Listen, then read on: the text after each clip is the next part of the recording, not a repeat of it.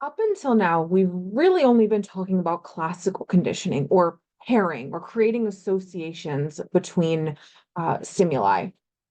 But now we're going to shift gears and we're going to talk about operant conditioning, which is learning that's controlled by the consequences of the organism's behavior.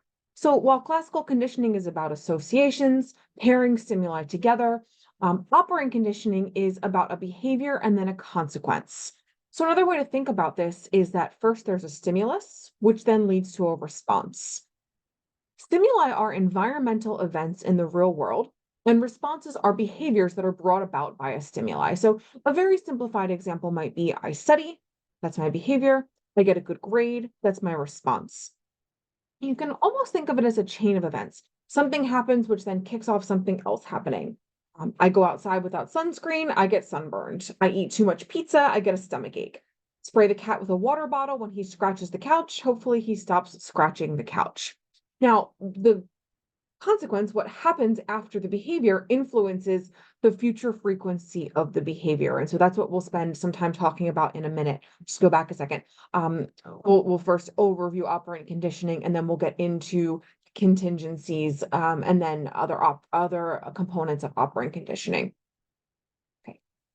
Um, Before we do all that, though, a common struggle is distinguishing the difference between operant and classical conditioning. So let's talk about some of the differences.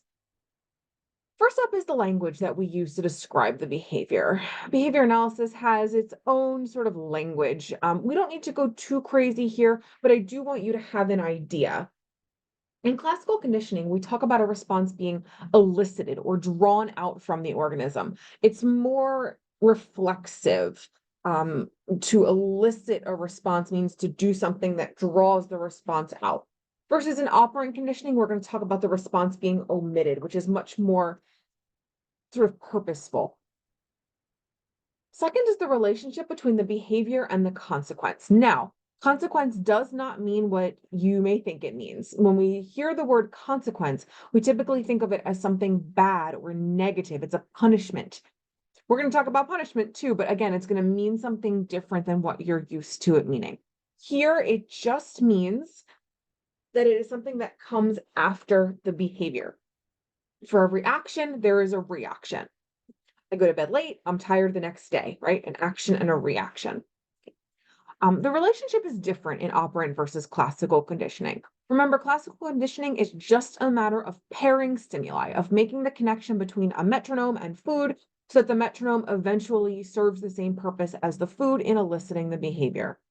In operant conditioning, the consequence is contingent upon the behavior. Contingent means it depends on. So the behavior has to happen in order for the consequence to occur.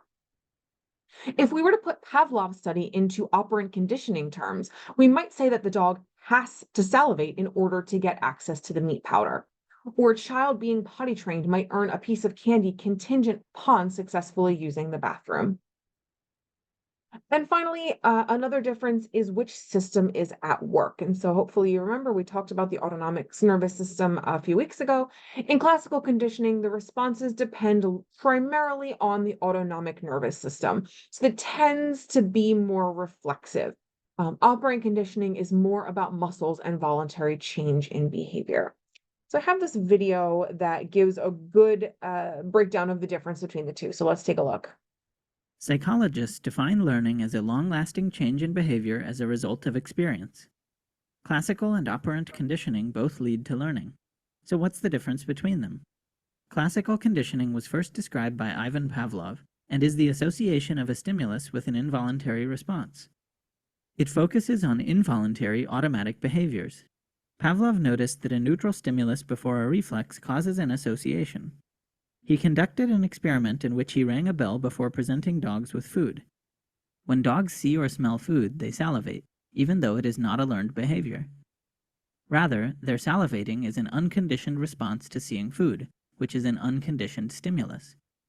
Of course, a dog would not normally salivate in response to a random stimulus like a bell ringing, since such an event is a neutral stimulus. However, Pavlov found that if he always rang a bell before presenting dogs with food, then they eventually began to salivate as soon as they heard the bell, even when there was no food around. At this point, the bell had become a conditioned stimulus, and the dog salivating to its sound was a conditioned response. Operant conditioning, first described by B.F. Skinner, is the association of a voluntary behavior with a consequence. Skinner found 3 types of environmental responses, or operants, that can follow a behavior: reinforcers, punishers, and neutral operants. Reinforcers increase the probability of a behavior recurring, punishers decrease the probability or extinguish the behavior, and neutral operants do neither. To demonstrate positive reinforcement, Skinner put a rat in a box with a lever. On accidentally bumping the lever, the rat discovered that it would receive a food pellet. With this positive reinforcement, the rat learned to keep pressing the lever. Negative reinforcers remove unpleasant stimuli. To demonstrate negative reinforcers, Skinner put a rat in a box which had a mild electric current that caused the rat discomfort. On wandering around the box, the rat randomly hit a lever to turn the current off. When exposed to the electric current in the box, the rat learned to always press the lever, something called escape learning. Similarly, Skinner eventually also taught the rat to flip a switch that prevented the electric current from being turned on in the first place, something called avoidance learning. Punishment weakens a behavior by linking it to an aversive consequence.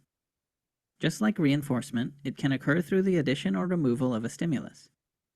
For example, if a rat receives an electric shock when it pushes a button, it will avoid that button. Or, if you're an unfortunate raccoon that decides to wash his cotton candy before eating it, only to watch it dissolve before your very eyes, that is punishment through the removal of a positive stimulus. It should be noted that punished behavior is not forgotten, but is suppressed. If a punishment is no longer present, the behavior returns. Also, unlike reinforcement, it does not guide towards the desired behavior, but only suppresses undesired behavior. There have been further experiments done with rats in the Skinner box. After a rat has received operant learning, and has learned to press a lever to receive a food pellet, what happens if the lever is pressed, but no food pellet is received? At first, the rat will keep pressing the lever, but eventually it will stop, and the behavior will be extinguished. Why press this thing without payment? However, a rat can learn or unlearn a behavior at different rates with different schedules of reinforcement. This has been termed the response rate, the rate at which behavior repeats, and the extinction rate, how soon the behavior stops. Let's see what happens with 5 different reinforcement schedules. We're going to talk a lot more about continuous reinforcement and reinforcement in general as we move through the next couple lectures, but you can always swing back to this if you are interested in a couple other examples. So I'm going to leave it there for Continuous now. In the next section, we're going to talk about the 4 basic contingencies. So I will see you then.